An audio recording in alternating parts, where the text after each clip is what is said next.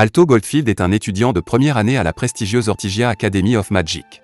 Bien qu'il soit un bon petit élève qui a obtenu des notes parfaites dans ses autres cours, Alto a obtenu un énorme 0 pour sa magie d'invocation. Son professeur l'avertit que s'il n'est pas en mesure de conclure un contrat avec un familier, il ne passera pas en deuxième année. Former un contrat avec un familier est généralement facile, certains étudiants ont même réussi la première année en créant des contrats avec des scarabées rhinocéros.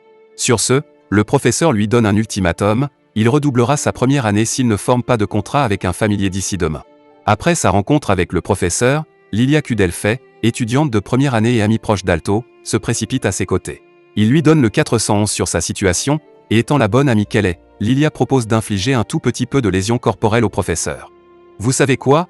Tant mieux pour Alto. S'il était avec mes amis, il lui dirait simplement d'être bon. Dans tous les cas, Alto admet que son professeur a raison puisque les deuxièmes années ont besoin de familiers pour des tonnes d'activités de classe. Lilia reste préoccupée par cela et demande à Alto s'il va simplement accepter cette situation. Il a travaillé si dur toute l'année. Vous voyez, il a tout fait pour entrer à la Royal Academy et a essayé encore plus fort quand il y était. Mais comme Alto est décidé à donner une autre chance à la magie d'invocation, Lilia lui offre simplement son soutien s'il en a besoin. Après l'avoir remercié, il se dirige vers la bibliothèque et réfléchit à ce qu'il va ensuite invoquer. La compatibilité est essentielle pour une invocation réussie, alors peut-être qu'il a juste besoin d'invoquer quelque chose de vraiment étrange ou unique. Un livre s'écrase sur sa tête. Il le ramasse et se demande si un étrange livre d'invocation est tombé sur lui. De retour dans sa chambre, il découvre qu'un étrange livre d'invocation lui est tombé dessus. Le livre est assez battu, donc Alto n'a aucune idée de ce qu'il va invoquer. Bien qu'il ne sache pas à quoi s'attendre, il dessine quand même le cercle magique et commence à chanter. Un instant plus tard, le cercle magique commence à briller. Pour la première fois, Alto s'est finalement retrouvé sur le point d'invoquer le succès. Il continue à chanter puis tire du sang de son doigt, et après une bouffée de fumée violette, l'invocation est terminée. Qu'est-ce qu'Alto a invoqué? Il regarde à travers la fumée et trouve une femme aux cornes boingilicious avec une personnalité massive se tient devant lui. Elle demande si c'est lui qui l'a convoqué, mais Alto est à court de mots, intrigué par sa convocation. A-t-il convoqué un humain, ou autre chose? Mais il doit s'inquiéter de choses plus importantes, comme le fait que la femme à cornes devant lui porte son costume d'anniversaire. Immédiatement, Alto rougit et détourne le regard avant d'informer la femme de sa nudité. Elle lance juste un sourire malicieux et se rapproche, taquinant Alto pour ses manières douces et innocentes. Le garçon énervé finit par tomber au sol, et avec cet inconnu maintenant au-dessus de lui, elle demande s'il ne savait pas qui il invoquait. Puis, elle se penche de plus en plus pour chuchoter qu'elle fera n'importe quoi pour lui. Et juste comme ça, son cerveau se stabilise et le pauvre petit Alto est sur le point d'éclater à cause des avances de la femme. Maintenant, que voulait-il qu'elle fasse encore? Ah, c'est vrai. Il se souvient enfin pourquoi elle est même ici, alors il dit à la femme de devenir son familier. Elle lui lance un regard confus, mais avant que quoi que ce soit ne puisse en sortir, un cercle magique lumineux apparaît sur le sol et un sceau s'inscrit sur la poitrine de la femme. Alors qu'un tourbillon de magie les entoure, elle est surprise par la densité magique d'Alto. Peu de temps après, le même sceau apparaît sur le poignet d'Alto et avec la manifestation des marques de contrat, la formation du contrat est un succès. Après tout cela, le nouveau familier d'Alto lui sourit et dit qu'elle se servira d'une partie de son mana en échange. Et ainsi, elle verrouille les lèvres avec Alto et vide le garçon de sa magie. Une fois leur petite séance terminée, elle se présente enfin comme Vermeil, un démon. À partir de maintenant, elle dit qu'elle est sous sa garde et l'appelle maître. Vermeil taquine Alto en le touchant et en lui rappelant qu'elle fera tout ce qu'il veut. C'était presque suffisant pour le faire céder, mais il reprend ses esprits à la dernière minute. Pour sa première commande, il lui demande de mettre des vêtements, alors elle s'habille avec les vêtements de sa sœur. Une fois qu'ils sont installés, Alto lui fait un résumé de sa situation à l'Académie de magie. Vermeil comprend son problème et explique qu'il ne serait pas en mesure d'invoquer la plupart des familiers à cause de son mana trop puissant. Sa magie serait toxique pour les démons ordinaires, mais c'est une excellente nouvelle pour un démon puissant comme Vermeil. Donc, fondamentalement, au lieu d'être mauvais dans quelque chose comme ça nous autres, Alto n'est qu'une autre victime du trope « je suis trop puissant, je suis un échec ». Il demande ensuite au démon espiègle pourquoi elle est devenue son familier. Elle peut rompre le contrat si elle le souhaite, ce qui signifie que Vermeil a autorisé cette situation. C'est vrai, dit-elle, admettant qu'elle aurait pu le tuer au moment où il l'a vu. Mais elle révèle qu'elle est piégée depuis très longtemps dans le vieux livre d'invocation et qu'Alto l'a aidé à s'échapper. Il est son sauveur, et être un familier est un faible prix à payer pour la liberté. Le lendemain à l'école, Alto montre à son professeur son nouveau familier. L'enseignant lui dit qu'il comprend qu'il veut vraiment réussir le cours, mais revendiquer une femme humaine comme son familier est un pas trop loin, d'autant plus qu'il n'autorise pas les invités sur le campus. Vermeil prend immédiatement la défense d'Alto et montre à l'enseignante la marque de contrat sur sa poitrine. L'enseignant vérifie nerveusement qu'il est légitime, mais il dit que jamais un humain n'a fait d'un autre humain son familier. Mais Vermeil proteste à nouveau et lui dit de dire qu'elle est sa familière. Étonnamment, cette négociation par force brute fonctionne et il déclare qu'Alto a finalement réussi son examen d'invocation. Alto célèbre son succès puisqu'il peut désormais passer en deuxième année. Pendant ce temps, l'enseignante demande à Vermeil si elle est vraiment d'accord pour devenir la familière d'Alto. À cela, Vermeil dit qu'il est trop tard pour revenir en arrière maintenant, donc cela ne la dérange pas. Alto et Vermeil s'assoient enfin pour le cours du professeur, mais il y a une personne sévèrement contre leur relation inhabituelle. Après avoir été témoin de leur comportement coquette, Lilia devient frustrée et s'interroge sur l'identité du familier d'Alto. À son grand amusement, l'enseignant les appelle finalement pour leur comportement, mais Vermeil dit d'un ton sarcastique que d'autres élèves ont également leurs familiers assis sur eux. Elle soutient également que l'une des doctrines de l'école est de vivre la vie aux côtés de votre familier. À cela, l'enseignant n'a aucune réfutation et revient à son cours. Vermeil continue de flirter avec Alto, et à ce stade, Lilia explose enfin.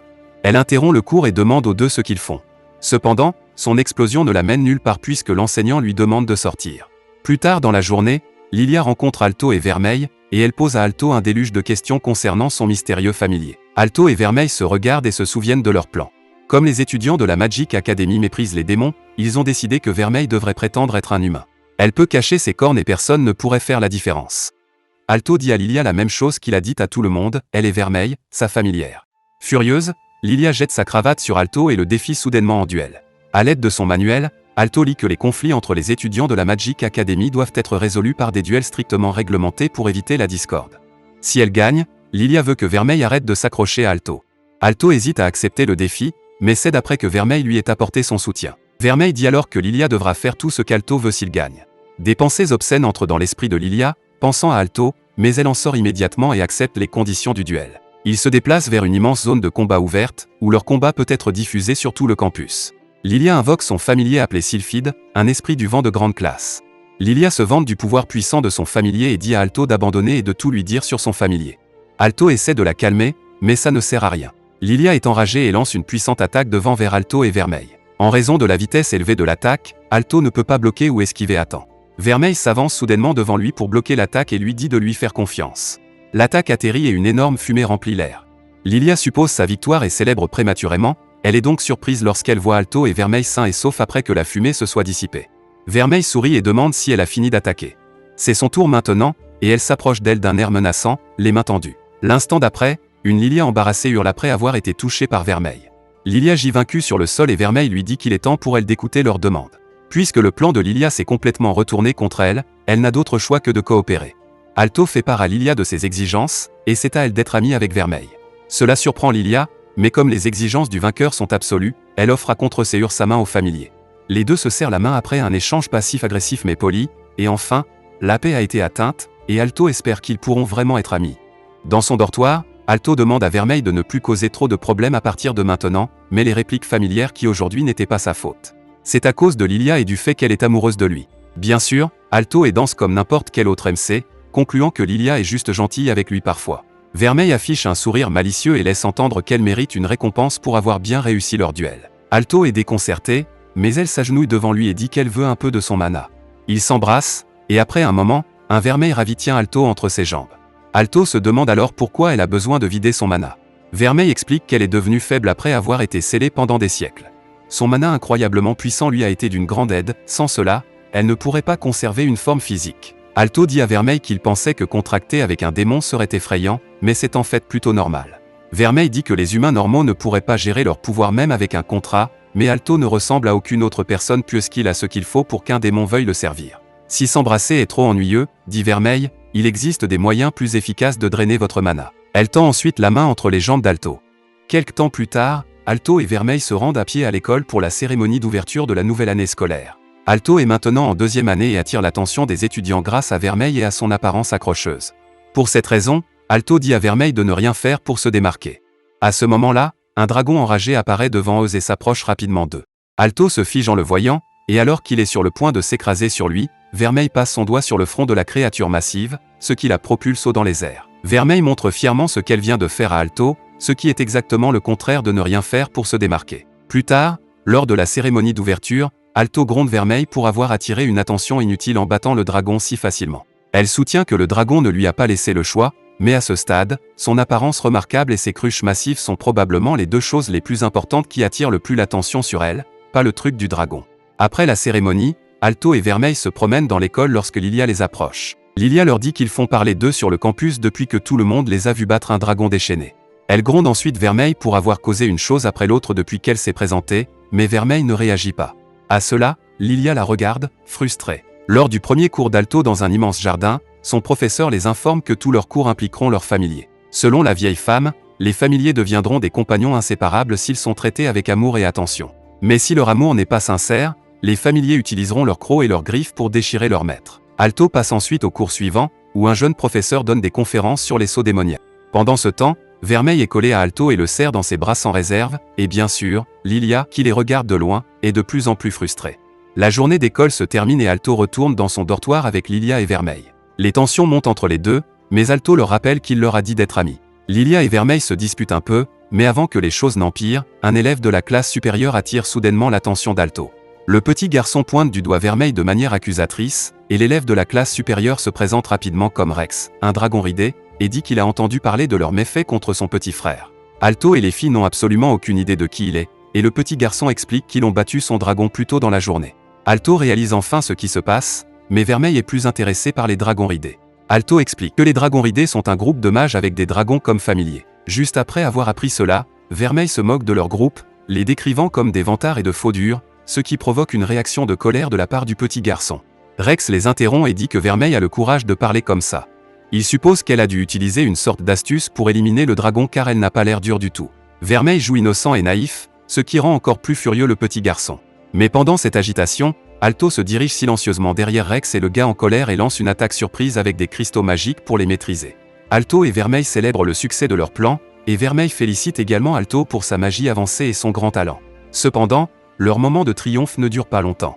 Rex convoque son familier et brise immédiatement les cristaux, à la grande surprise d'Alto. Un énorme dinosaure cracheur de feu familier nommé Tyrannosuke se révèle alors que Rex avertit Alto de ne se battre qu'avec des personnes de son niveau. L'apparition du dinosaure menaçant effraie Alto et Lilia, mais Lilia ne se couche pas et réprimande Rex pour avoir harcelé Alto. Rex l'ignore et dit que c'est maintenant leur dernière chance de s'excuser. Il ajoute également que Vermeil peut montrer à quel point elle est désolée d'une autre manière si elle le souhaite. Alto s'avance, prêt à se battre, et Rex déclare qu'il est temps de les éliminer. Tyrannosuke se précipite avec colère, mais Alto reste figé et immobile. À la dernière minute, Vermeil le prend dans ses bras et dit qu'elle lui donnera le mana de leur baiser d'hier. Soudain, un cercle magique apparaît derrière Alto, avec du mana doré émanant du sol. Le dinosaure familier est sur le point de lancer son attaque, mais Alto vient en prise avec une attaque de cristal massif qui arrête immédiatement Tyrannosuke et blesse également Rex. Avec Rex et son petit frère vaincu, Vermeil leur demande par moquerie de montrer à quel point ils sont désolés. Étonnamment, Rex admet sa défaite et s'excuse d'avoir provoqué un combat. Une Lilia ravie par l'allure de déchets, et oh mon Dieu, comment les tables tournantes. Dans son dortoir, Alto gronde Vermeil pour avoir attiré l'attention sur elle-même et causé des problèmes, mais le vilain démon n'y voit aucun problème puisque tout a été pris soin d'eux.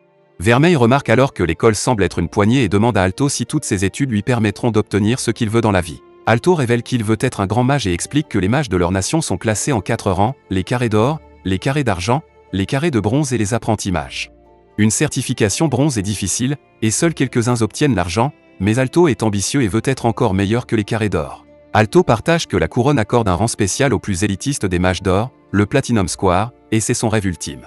Mais il admet que c'est ridicule à dire puisqu'il a presque dû redoubler, mais Vermeil l'amène soudainement à sa poitrine et montre son soutien pour son objectif. Avec un regard malicieux, Vermeil lui dit de ne pas s'inquiéter car elle veillera à ce que son rêve se réalise. Elle s'éloigne soudainement et enlève sa robe, à la grande surprise d'Alto. Vermeil explique qu'elle doit recharger son mana. Alors qu'elle s'approche d'Alto, elle lui demande à nouveau s'il est sûr de vouloir devenir un grand mage. Après tout, certaines choses ont un prix à payer, et Alto doit lui donner son mana pour la nuit. Le lendemain matin, Vermeil est pétillant et joyeux, mais Alto est fatigué et sombre. On peut dire qu'ils ont passé une longue nuit ensemble, à faire le plein de mana. Lilia pose des questions sur l'humeur d'Alto, mais Alto explique qu'il n'a tout simplement pas bien dormi. Juste à ce moment, Marx et Cheryl, camarades de 2e année, saluent Alto et Lilia. Marx attrape soudainement la main d'Alto et le félicite d'avoir battu un upper formé comme Rex. Ils partagent un doux moment ensemble, et Marx dit qu'il a eu raison de choisir Alto comme son rival. Après cela, le vieux professeur se heurte soudainement au groupe et dit que le directeur veut parler avec eux trois. Les 3 meilleurs élèves, Alto, Lilia et Cheryl, rencontrent le directeur, qui les informe qu'il est appelé pour qu'il sélectionne le représentant des étudiants pour la classe de 2e année. Comme un seul d'entre eux peut obtenir le poste, le directeur a conçu un essai spécial pour le trio. Au plus profond de la forêt de l'école, leur tâche est d'obtenir une fleur de fée avant la cloche de 18 h. La dite fleur est rare, selon Marx, une seule fleur fleurit dans la forêt. Celui qui est le plus rapide remporte le titre, et Marx semble être en compétition, bien qu'il ne soit même pas invité. Il se demande pourquoi le directeur ne lui a pas demandé, mais Cheryl explique que c'est parce qu'il échoue dans les 9 matières. Néanmoins, Marx est déterminé à gagner, Alors il convoque sa familière, Françoise, un petit et mignon scarabée. Il sprinte en toute confiance dans la forêt, mais s'empêtre immédiatement dans un piège tendu par un monstre végétal. Cheryl reste derrière pour sauver son jeune maître, laissant Lilia et Alto aller chercher la fleur féerique et remporter le titre pour eux-mêmes. Peu de temps après, ils trouvent facilement la fleur au sommet d'une haute falaise. C'est facilement accessible, mais un cerbère garde le chemin vers la fleur. Alto se demande comment ils vont s'en sortir, mais Lilia lui rappelle qu'ils ne forment pas une équipe. Elle sort une potion d'invisibilité, prête à la boire et à se faufiler à travers le monstre, mais Alto dit que le cerbère a un excellent sens de l'odorat. Lilia soutient que le monstre ne fuit pas, il doit donc être malade et incapable de sentir. Ainsi, Lilia boit la potion et devient invisible juste après. Cependant, ses vêtements ressortent comme un pouce endolori, alors elle enlève ses vêtements. Mais comme la potion fonctionne, elle parvient à se déshabiller complètement. Après avoir retiré ses rubans, elle est prête à poursuivre son plan. Vermeil demande à Alto s'il laisse vraiment Lilia partir et gagner. Alto se rend compte qu'il doit faire quelque chose pour devancer Lilia, alors elle interroge Vermeil sur le pouvoir qu'elle lui a donné hier. Vermeil explique que c'était du mana qu'il donnait auparavant, mais elle l'a amplifié et le lui a rendu. Vermeil dit qu'elle n'a pas besoin d'augmenter son mana pour qu'il passe le Cerberus, mais elle aura besoin de mana de sa part. Vermeil le pousse brusquement à terre. C'est leur rituel habituel, et puisqu'elle a besoin de mana, il est temps pour une autre session de recharge. Pendant ce temps, Lilia essaie de se faufiler devant le monstre, mais le cerbère remarque son odeur puisque seules 2 de ses têtes sont malades. Le monstre lance une attaque, mais Alto sauve Lilia à la dernière minute. Le cerbère se précipite vers Alto, et Alto dit à Lilia de courir chercher la fleur de fée. Alto attire l'attention du monstre avec une attaque de cristal. Lorsqu'il est distrait, Vermeil saute dans les airs et active un énorme sort de démon. Son sort élimine immédiatement le monstre alors que Lilia attrape la fleur de fée. Lilia revient à Alto et Vermeil, et elle offre à l'improviste la fleur à Alto. Elle admet sa défaite et dit qu'il la mérite, mais pendant ce moment, l'effet de sa potion d'invisibilité s'estompe. Alto rougit et informe nerveusement Lilia du changement soudain alors que Vermeil rit de la situation hilarante. Lilia hurle d'embarras, et pendant cette agitation, elle lâche involontairement la fleur féerique. La fleur vole alors dans les airs et atterrit près d'une Cheryl surprise. Alto et les autres arrivent sur les lieux et découvrent qu'ils sont trop tard. De retour à l'école, Cheryl porte maintenant son symbole en tant que représentante de classe de 2e année, mais ne se sent pas en sécurité face à sa victoire inhabituelle.